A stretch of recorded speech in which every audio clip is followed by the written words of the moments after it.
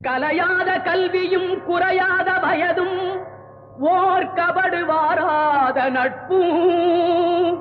கன்றாத வளமையும் குன்றாத இளமையும் கழுபிணியிலாத உடலும் தலியாத மனமும் அன்பு அகலாத மனைவியும் தவறாத சந்தானமும் தாழாத கீர்த்தியும் மாறாத வார்த்தையும் தடைகள் வாராத கொடையும்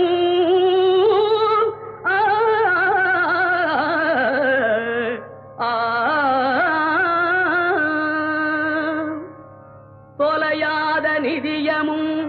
கோணாத கோலும் ஒரு துன்பமில்லாத